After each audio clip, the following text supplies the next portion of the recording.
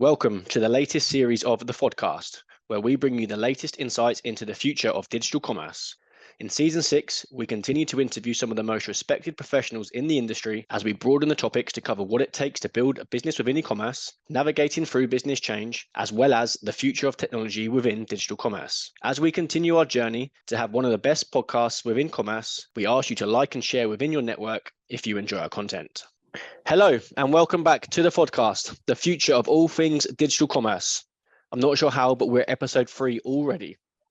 Today, I'd like to welcome technology leader Lee Pentecost, who is currently head of architecture and strategy for PureGym. Lee, you're our first guest from the health and fitness industry. Yeah, hi James, pleased to be on. Great to have you. Look, given this, I'm really looking forward to this one and understanding exactly what goes on behind the scenes in an industry leading gym. So Lee, tell everyone a little bit more about your background, as well as PureGym, as I'm very sure very few will be aware of the scale at which both you and PureGym operate. Yeah, so I was thinking about this. I've got 25 years digital experience, which makes me a bit of an old hand.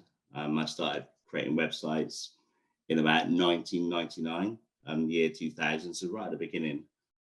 Quickly got into e-commerce, so I've done a lot of e-commerce stuff. And e-commerce for me was really the piece where I started to look at the business and technology together. So I started off as a developer, a lot of developing, engineering, and then moved in consultancy, worked for a company called Soneric, who were doing a lot of e-commerce implementations. And we were just churning out e-commerce implementations on top of a platform called Hybris, and doing digital transformations. And then moved back to Bristol, worked for EE. So I've worked for lots of different industries, lots of different domains in lots of different roles, but mostly around architecture, enterprise architecture, and the connection between products and business requirements and technology, which is really key for me. And then I worked for a company called And Digital, doing digital consultancy as one of their principal consultants. During that time, I worked with PureGym and decided to join PureGym because they're on quite an exciting growth curve. So PureGym, I think we're about 600 gyms now, about 2 million members. Okay. We're expanding rapidly in the UK, and we're expanding globally through a franchise model. And the interesting thing for me is the model for PureGym is so simple but so effective. So we grow within our big countries. So for example, the UK, we find the best places to place a gym. And then globally, we're looking to grow through a franchise model. So launching new franchises in new countries. So we're kind of expanding horizontally and we're expanding vertically. Like it. And like I said, as the majority of listeners will know, I'm super active on LinkedIn, but the fitness industry is something that I'm really passionate about. So as I said, I'm really looking forward to this one and just understanding exactly what goes on behind the scenes. Obviously everyone looks at a gym, or say everyone, the majority of people look at a gym and look at the building, look at the equipment, look at the PTs and what have you. But I'm sure there's a hell of a lot of technology that goes on behind the scenes that just powers every day, but also allows you to expand and have a business model that is scalable, like you said, both when it comes to growing organically by yourself, but also via this franchise model globally, which I'm sure we'll touch upon later on in the show. But obviously, we're focused in the conversation today on business transformation, and we will be deep diving here and there into PureGym. So let's start, shall we, Lee? Business transformation, then where do we start? So for me, it depends on what we want to do. So what are the goals of the business? So as an architecture lead, I don't just think about technology. I think about how technology enables the business goals. So I need to understand at a high level and at a more detailed level where we're trying to go as a business. And for PureGym, there are 3 things really. It's about expanding within a country, it's about expanding across the globe, and it's about making our operations more efficient. So how do I support those 3 particular goals? And then I start splitting that out to say, actually, I need to build this capability to support this goal. I need to build that capability to support this goal. For PureGym, we're an online only gym. So when you sign up with PureGym, you sign up via the website. And then when you interact with PureGym, you interact via our mobile app. So both our mobile app and our website need to support those 3 goals for PureGym. Nice. Something I was going to talk about actually is the increase in demand of mobile apps within the health and fitness industry. As an online only gym, I imagine your app is, well, it is absolutely pivotal to the success of the business, both in terms of bringing new members on board, but also retaining them, obviously giving them ease when it comes to booking their classes and PTs and all that kind of stuff. So how's that developed for you over the sort of the last few years where you've been engaged with PureGym? Yeah, it's weird. The app thing is it's weird to me because like about 10 years ago or so, everyone was talking about apps taking over from web and that everyone was going to do everything on their mobile phone. And I was a little bit, maybe it's a bit more than 10 years ago, I was a little bit cynical about that. It's like I was thinking that people would still be using their desktop as much as they were. Definitely now, apps are so important and pivotal to someone's strategy. So for us, joining the gym is done on the website, and that's cool to acquiring new members, because you don't typically, or you wouldn't typically download the app until you've joined the gym. Once you've joined the gym, that's when you download the app, and that's when the app becomes our key engagement platform for our members. And we need to work out exactly what the future of our app is. You can book classes, you can get into the gym via the app, you can look at personal training content via the app. But where else do we want to go with it? Does it want to become the PureGym assistant, PureGym in your pocket, that kind of thing? And how far do we want to take that? And how many of our members do actually download the app? And do we want all of our members to download the app? So there's a lot of questions around our app and the part it plays in our future. Yeah, and Joe, what some of those points you mentioned there, they haven't even crossed my mind as the general gym goer. PureGym in your pocket sounds like it could be quite useful, to be honest with you. I know some of the gym that I go to now actually isn't a PureGym, but they have an app, and I'll be honest, I don't use the app myself. I have it. I think I've gone on it once, but I'm sure there's many that use it every single day to do some of the bits that you mentioned. And I'm sure there's there's clearly lots of benefits for the business as well, for customers to use their app, because you get to know what your customers are doing, what they want to be doing, where they're 100%. investing their time, where you should be investing in the future as well. Yeah, so we definitely want to enter a world where all of our members download the app. I can't remember the number of take-up of the app at the moment, but you can book classes online on the website. You can enter the gym via a PIN. So not everyone downloads the app. And we want to get to a place where pretty much all of our members download the app. And how do we do that? We make sure that it's engaging. We make sure that it's worthwhile to download the app. We make sure that they understand that to get the best out of PureGym and the most out of PureGym, they should get the app. I think the 2 main features used on the app at the moment, or the 2 key features, are entering the gym and also seeing how many people are currently in the gym and how busy it is. But we could do so much more, and it's just exploring what else we want to do with it. And you're right, like by having our members use the app and seeing their engagement on the app, we start to learn about their behavior and what do they want. Are they booking lots of classes? Do we want to offer more classes? What times of day do they check into the gym? Those types of things the app can help us with. Okay. And do you deal with this all internally at PureGym? You've got like your own internal mobile development team and maybe like a data science team and what have you to look at all of that? Yeah, so we've got a mobile team who build the mobile app. We've got a web team who are doing all our digital engineering around the website. We've also got a good data science function. Part of the data science stuff we do is to work out exactly where to put the next gym. What's the right areas of white space and what we call grey space as well. Grey space is where some of our competitors might be as well. And what price to target our customers with. So like, what price will our customers pay? What's the right price to target them with, basically? So we use data science quite heavily behind the scenes, and I didn't actually realize this before I joined PureGym. For me, this is my first step into the fitness industry. I was quite surprised at how much we use data science to actually do stuff like calculate prices, work out where to put the next gym, work out how well our gyms are doing. And that's a key thing for me.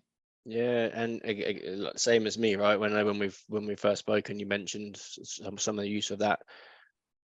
I mean, it makes sense, but again, I never thought of it. I guess in my head, it was very much a Mm, case of where isn't there a gym? I know, let's put a gym there because there must be a need for it. But actually, yeah. it, I mean, that just sounds ridiculous when you say it out loud, and actually putting some data behind your decision making just makes complete sense, particularly when you're doing it at the scale in which PureGym is. I mean, I think you said 600 gyms globally now, so I mean, it's a pretty large operation.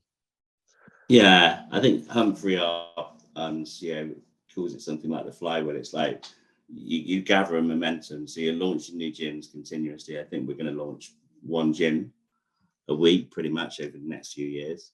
So you're Okay. launching gyms continuously. Our biggest market's the UK, but then you'll find a new markets to launch your gyms into. So you're scaling horizontally and you're scaling vertically. And you're continuously going and you're using data behind that to make the right decisions. Yeah. Yeah, I don't think we open a gym, which we think is going to fail, obviously. But I You'd don't think hope not, many of right? our gyms fail. Yeah. Okay. So, so whenever the business goes through a journey that it's going to impact people internally, I know Pure Gym is online only, so it does operate a low staff model. However, there Yeah, are still many people behind the scenes making the gym what it is. So it impacts them behind the scenes, and it impacts the customer as well. Let's talk a little bit about how Pure Gym has developed over the years. I think it came to the scenes in 2008. I did a bit of research before this call.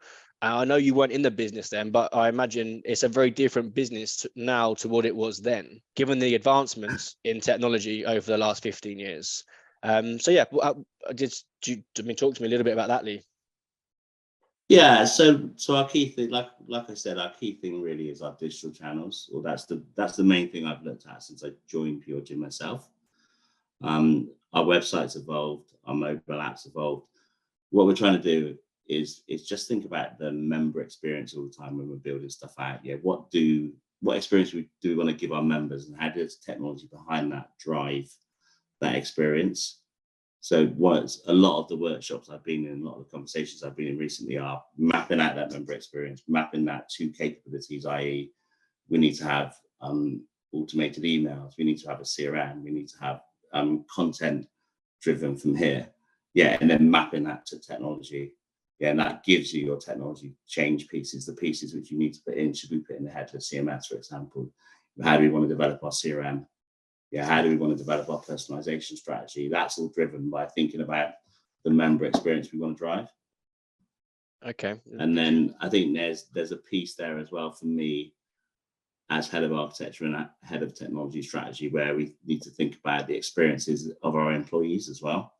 So what tools are they using to do their job? What tools do they use in the gym to do their job? How do they engage the members when they're in the gym and they're having contact with those members via technology? So there's a lot of different things which are very experience led for me. We need to Okay. understand both the experiences of our members, the experiences of our staff, and the experiences of our franchisees as well, and use technology to enhance those experiences. Nice. Okay. Are you able to dive into the tech in general and talk through any of the cool bits that you're doing, or are we under strict instructions to not talk about that at the minute? Well, I mean, yeah, we've got a website. Yeah, it's built. It's got a React front end. We've got a headless CMS behind that, or a CMS which we've made headless. It's quite a base. It's quite a simple website, but it needs to scale globally because obviously we're scaling to new countries, 1 to 2 countries a year, hopefully. And then we've got our mobile app, which is built on some Microsoft technology. We've got a CRM, so we've got Brave CRM behind the scenes, engaging our members. And then we're looking at things like, so we're looking at AI. Obviously, everyone's talking about AI.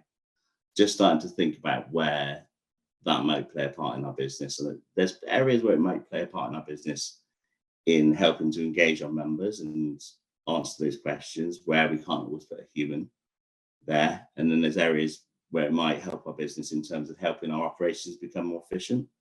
Things like co-pilots from Microsoft, which feel like we're watching them. It feels like they need to reach another level of maturity before we really put them throughout the business. But there's definitely things which we're watching. Okay, nice. Well, it will certainly come back to the efficiency around internal operations shortly in the conversation. Just before we get to that point, I was keen to ask, so your background is split across different varies, spent quite a bit of time in retail, a bit in insurance and other spaces too.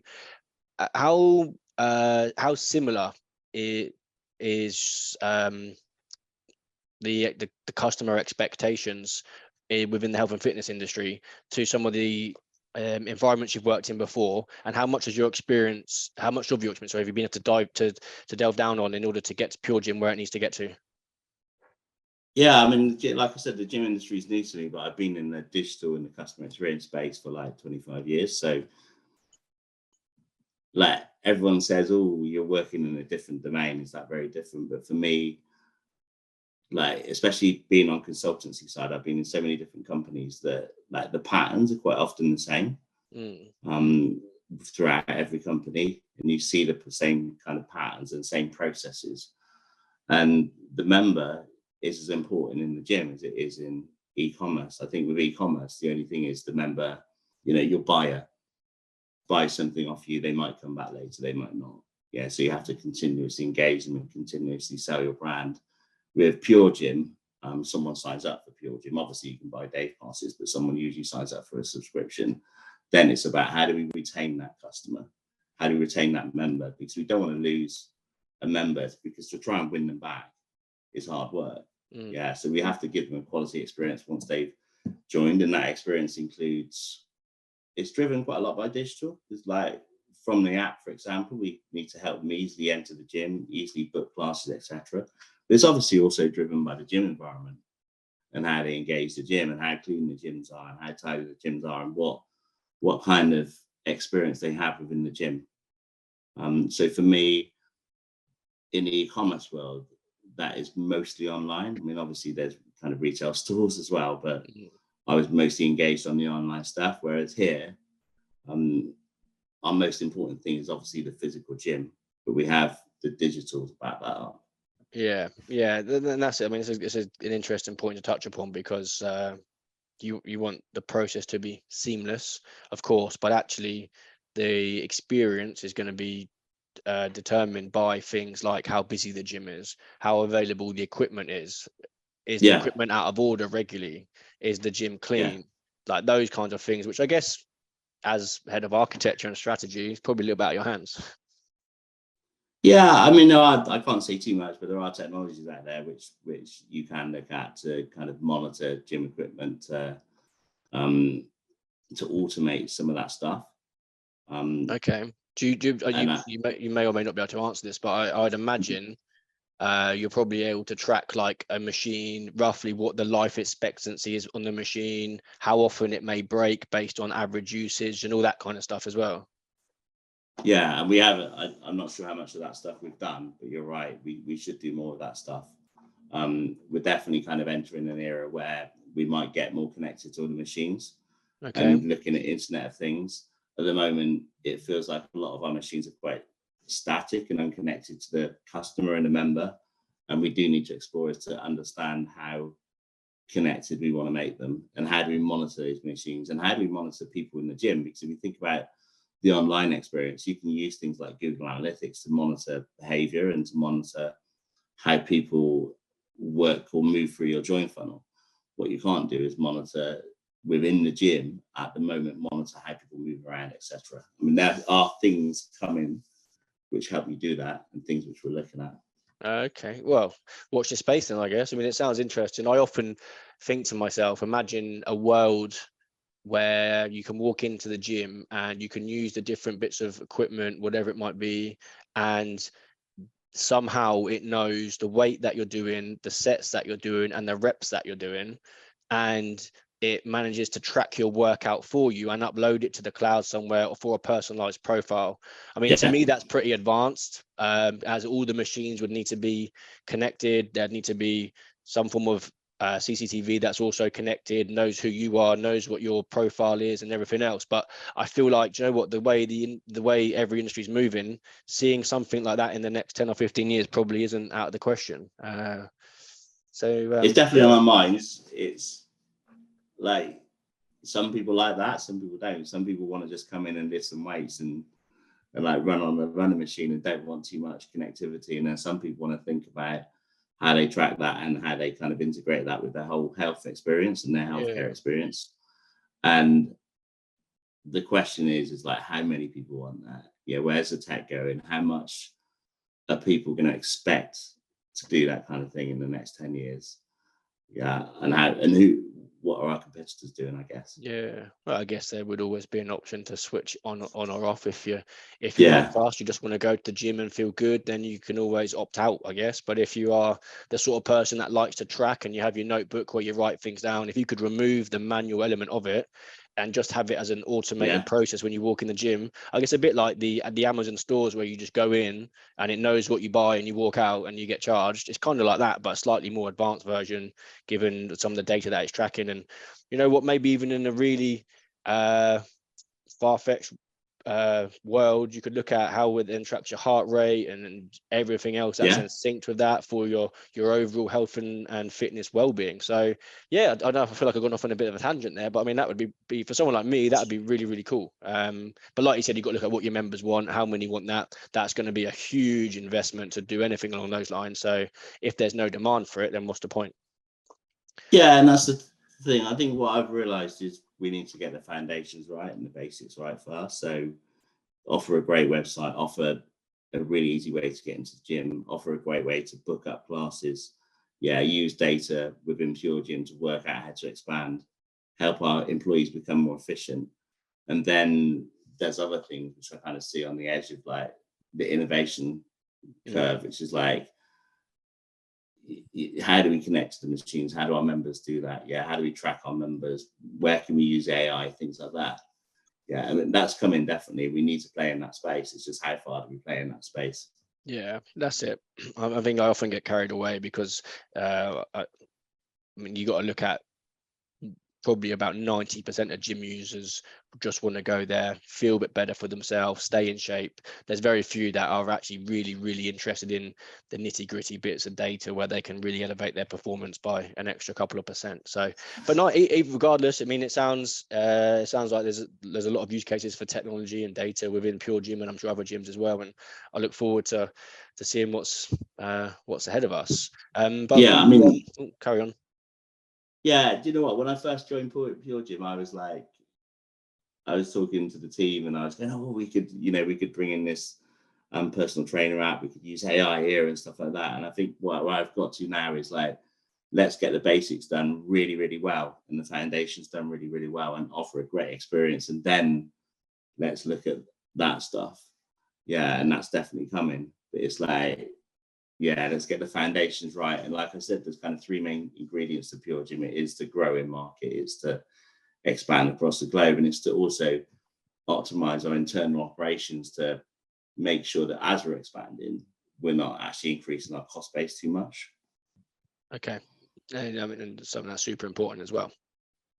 Yeah. At the start of the conversation, you mentioned the three kind of pillars in which you look at the transformational work, and one of the points you touched upon was the shift from like customer experience architecture to running internal operations more efficiently. Let's talk a bit about this, because I mean, efficiency is really important for all businesses, but given PureGym's model, I guess even more efficient for you, important for you guys. So talk a bit more about this. Yeah, so we like to keep our kind of central operations lean because we're a high value, low cost gym operator. So we need to keep our costs low. I don't know whether it's partially because I've moved into a bit of a wider role, whereas previously I've been a lot focused on the customer experience and digital, whereas now I'm kind of looking after the whole tech in PureGym. I think that's part of that. But I also think with the wave of kind of AI coming, the wave of low-code stuff like Power Apps, there's a bit of a shift in focus to start using that stuff in companies to make their internal operations more efficient. There's two things we're really looking at. So we're a big Microsoft partner. So we're working heavily with Microsoft, looking at what they're developing. We're looking at their co-pilots. They pretty much got a co-pilot for everything, including their whole office suite. At the moment, we're watching that. Okay. But we're watching that closely. And then with Power Apps, we're looking at those for kind of no code solutions for our business. It's almost like the next stage of evolution from Excel. Like the business love Excel and have used Excel massively over the years, but like how do they now start looking to build simple apps? And that's where Power Apps comes in. It's almost like another layer on top of Excel, and we're looking at like maybe using that in a few different areas. What it also does for us is it takes away the long tail of stuff which is needed for the IT engineering team. So like some of the simple engineering things which the business want to do will never get done or prioritized by the engineering team because they never get top priority. So it helps the business do technology change, and it puts the power back into their hands. I feel like a lot of that, the Power App stuff is all like above my head. I feel like what actually is Power App? Sorry. So Power Apps is like it's a Microsoft thing. It's a low code thing, but it's like basically you could develop like simple UIs, simple UXs, simple experiences, simple like workflow tools and stuff like that by almost just using a co-pilot to say, build me a website, build me this UI. Okay. That makes sense then. So do you feel as though the evolution of this is going to bring like disruption internally within PureGym? Yeah, I think so. I mean, it's like I said, it's understanding the maturity of this stuff, because a lot of this stuff is in very initial phases. But yeah, I mean, I can see a world where like you're talking to your computer and like building, like someone's talking and building apps, and they're just explaining to your computer like what you want out of that app. Like I want to build a spreadsheet which does this, and I want to have a UI on top of it, and it needs to do this function and this capability, and it starts to build it out for you. I can see that as being part of the future. The combination of AI and the combination of low code. Yeah. And revolutionizing PureGym. I think like and revolutionizing other businesses. I think the key thing there is the business change thing. So like how do you start to adopt these types of solutions in your company? How do you train people up on them? Yeah, how do you make sure that you're not building complexity everywhere in your business? How do you make sure that you're not building data silos in your business and you're keeping stuff secure? Yes, there's a lot of questions around it, and it will require quite a lot of business change. That's it. The But I question can see then, it how do you fire that question back to you, Lee? How do you do that? Yeah, well, that's something we're exploring. It's like I think other companies have put like centers of excellence in for things like low code and AI, with a few experts who help other people build and develop. With Power Apps specifically, it stops. Like there was a world where people could create a spreadsheet, they could put whatever data in it, they could build their own app on their system, something under the desk or something like that. And with Power Apps, it kind of gives you a visibility across what everyone's doing in that space. But yeah, I mean, we're exploring what governance you can put across the top, and where does it actually sit within our company. Okay. I don't have the answer yet. It's a new thing for us. Yeah, does anyone have the answer, right? I mean, that is very much in its infancy at the minute, and I feel like we're just scratching the surface. But looking on the AI side of things, just a couple of weeks ago I saw a video from OpenAI, and that blew my mind about how this group of people was interacting with OpenAI and having a conversation that if you didn't know that was AI, you would just assume there was a real person on the other side of that phone, the way they were talking, describing things, reacting to what was being said. I mean, I found that really cool. And going back to what you just mentioned around being able to talk to your computer about building tables and spreadsheets and whatever, and it just doing it. I mean, that's going to happen, right? I mean, surely that's going to be happening. If it isn't happening already somewhere, it's going to be happening very soon. And yeah, it blows my mind when you talk about this kind of stuff and just really where it can go.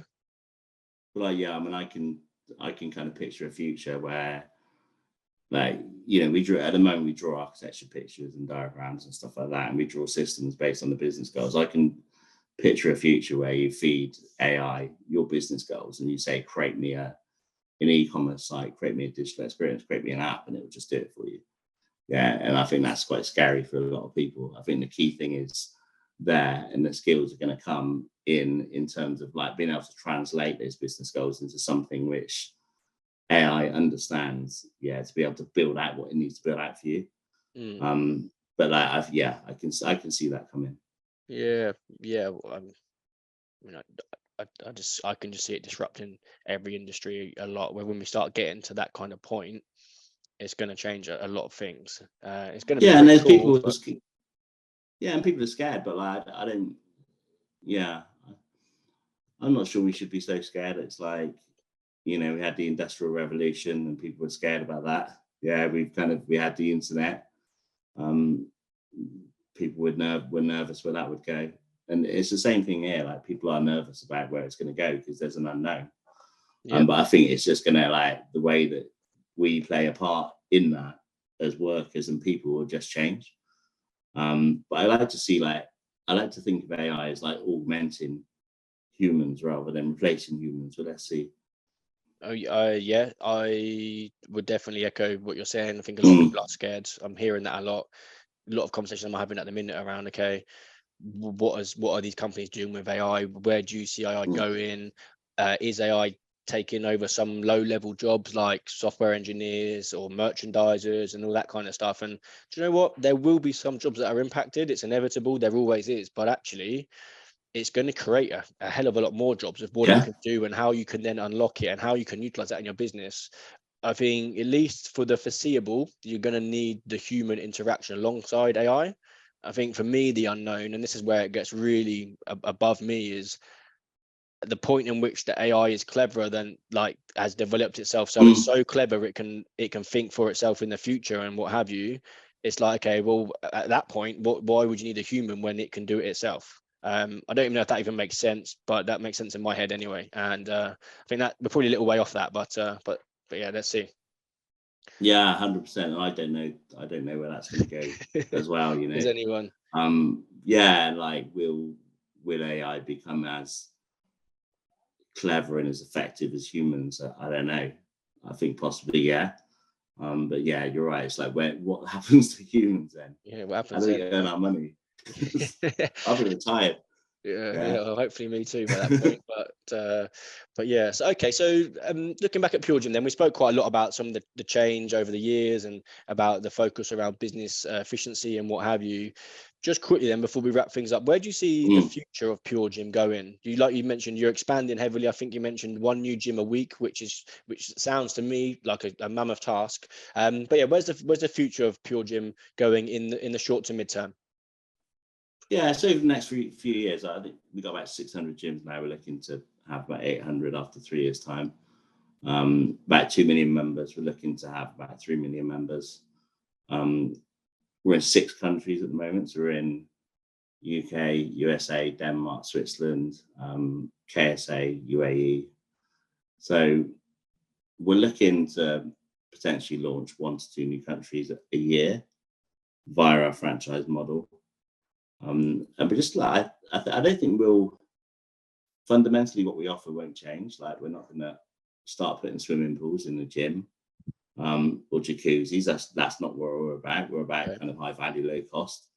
But I think we can definitely optimize our customer experience and our member experience and offer an easier, better experience and just do what we're doing better and continuously optimize.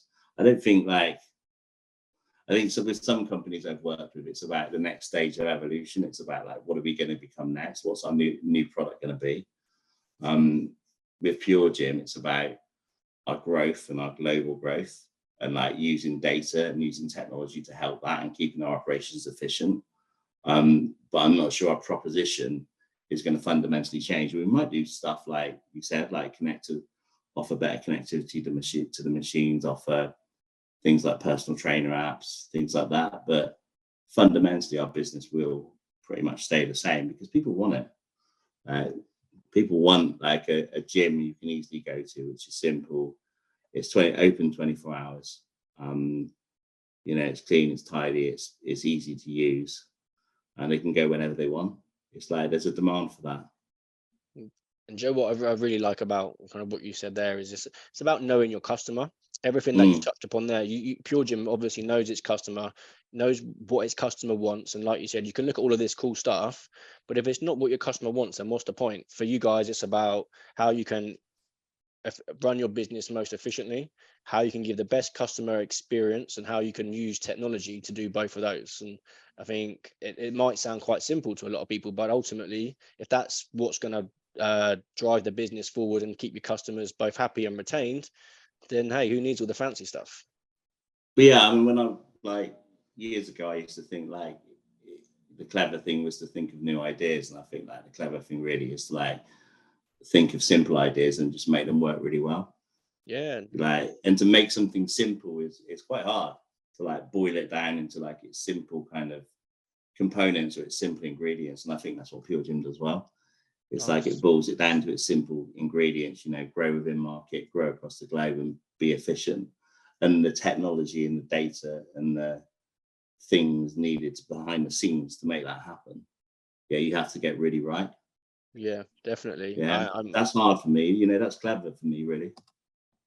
For me as well, like, yeah, I'm probably guilty of that as well. You're constantly thinking, okay, how can we innovate? How can we do this next big thing? But actually, you may not even need to do the next big thing, right? Just do what you do as well as you can, and then continue try and do it better. And I think with the way technology is advancing and how we can use data and all that kind of stuff, it enables us to do our jobs better. We can do our job better now than we could 5 years ago. And I'm sure we'll be able to sit back in 5 years and say we can do a job better in 5 years than we can now. Yeah, and data and AI and analytics can help us get to know our members better and just target the right experiences to them, so they can just find our service easy to use. I think is the key thing. Like it. Sometimes as a simple approach is the best approach, right? Yeah, absolutely. Nice. Well, there we go. I think that's a good note to wrap things up on. So thank you very much for joining me, Lee. That's the end of another episode. Yeah, I hope you all enjoyed it. How did you find it, Lee? Yeah, good. I enjoyed it. It's my first podcast, so yeah.